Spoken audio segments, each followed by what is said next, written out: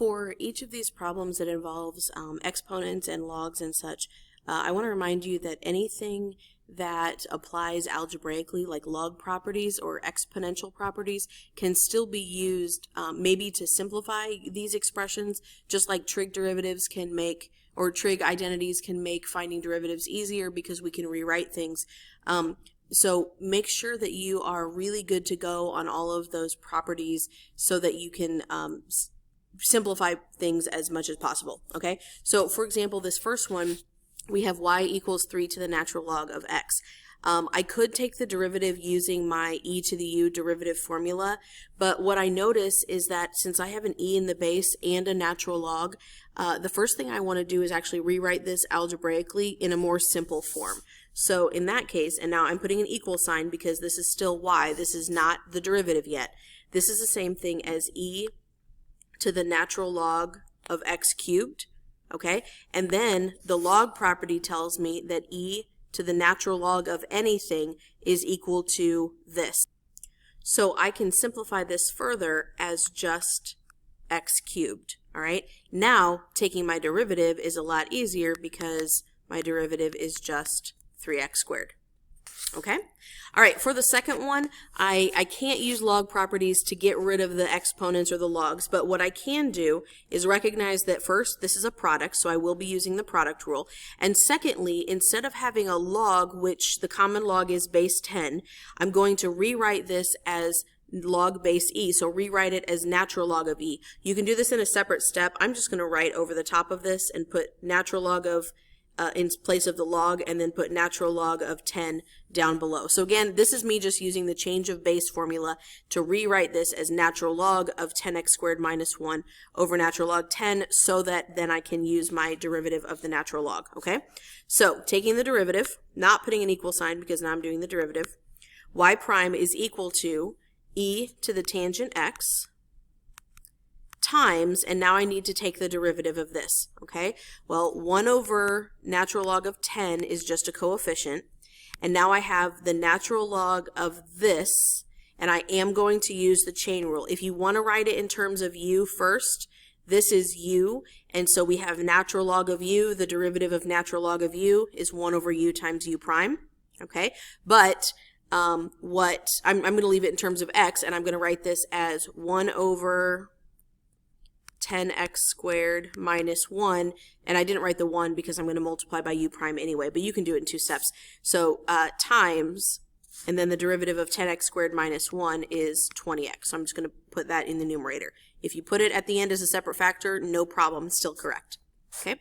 And that's half of the product rule. So then plus, now I need to take this and multiply by the derivative of e to the tangent x. Okay? So that's going to be natural log of 10x squared minus 1 over natural log of 10 times the derivative of e to the tangent x, which is e to the tangent x times secant squared x. Again, I use the chain rule, e to the u times u prime.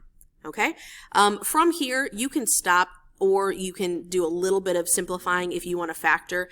The book, if this was a book problem, the book would probably factor out an e to the tangent x over natural log of 10 to the front, and then we would have just this part, let's see, do this, just this part with and the secant squared on the inside there. Okay, so you can go ahead and do that if you want, but you definitely do not have to. You can just stop right here. Whoops. Get rid of all those. Okay.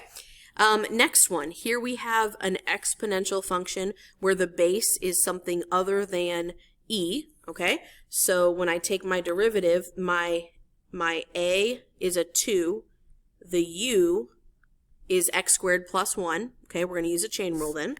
So I'm going to have the natural log of a, so natural log of 2, times a to the u, so 2 to the x squared plus 1, times u prime, which is 2x. So I applied the chain rule there. Now here there is something that I do need to simplify. I have 2 raised to a power times 2 raised to another power. That would be to the first power here, not a prime, a 1. And because I have the same base, my properties of algebra and exponents tell me that I can combine these. So I can write this as the natural log of 2 times 2 to the, now if I'm adding these, I get x squared plus 2, and then times the remaining x. 2 and x do not have to stay attached to each other. This 2 I can combine with the 2 to the x squared plus 1 to get 2 to the x squared plus 2. Okay? For the next one, I'm going to use the product rule this time. I have some similar terms there, but a little bit different. Okay? So using the product rule, I have x squared times, and then the derivative of 2 to the x squared, similar to the last one, is natural log of 2 times 2 to the x squared times, and then derivative of the inside, so times 2x, all right, and then plus the derivative of x squared, which is 2x, times 2 to the x squared, all right. I know there's a lot of 2's and x's, all right, but hopefully we can keep track of everything. So using the product rule, this part was x squared times the derivative of 2 to the x squared, and this was the derivative of 2x times 2 to the x squared. Now, I am going to simplify stuff, so I've got an x and an x squared, which is an x cubed. I also have a 2 to the x squared and another 2. So I'm going to write that as the natural log of 2 times 2 to the x squared plus 1 times x to the third, okay? And then plus, over here, I have x times 2 to the x squared plus 1. And again, you can factor if you want. You could factor an x times 2 to the x squared plus 1 out to the front, but you do not have to. Okay? All right, for this last one, this one is different, okay? And this is an important concept here, and I have it written out. If we have a function or an expression that has a variable in the base and in the exponent, we cannot take the derivative using the power rule because this right here has a variable in it. We also cannot take the derivative using the exponential derivative rule, okay, the constant to a power, this one right here.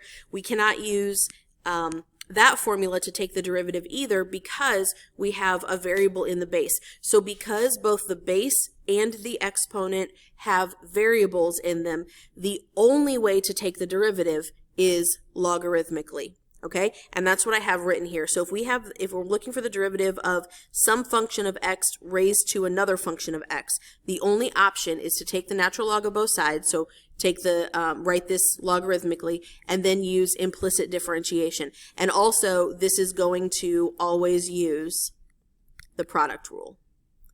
Okay, because remember, when we take the derivative when we take the natural log of an entire equation, we can take anything from the exponent and move it down as a coefficient, and that's the reason that we are doing this. Okay, so when I take the log of both sides of this, I get the natural log of y is equal to the natural log of x raised to the sine x, okay, which is equal to sine of x times natural log of x. Using this is not calculus, this is algebra. Using the property of powers here, I can take that and move it down and multiply it times natural log of x, okay? Now I can take my derivative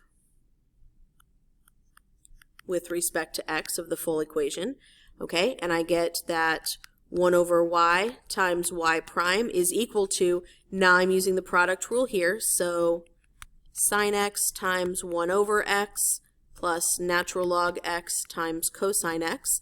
And then I need to multiply both sides by y to get y prime by itself. So y prime is equal to, and I'm not going to distribute, I'm going to put parentheses around this whole expression.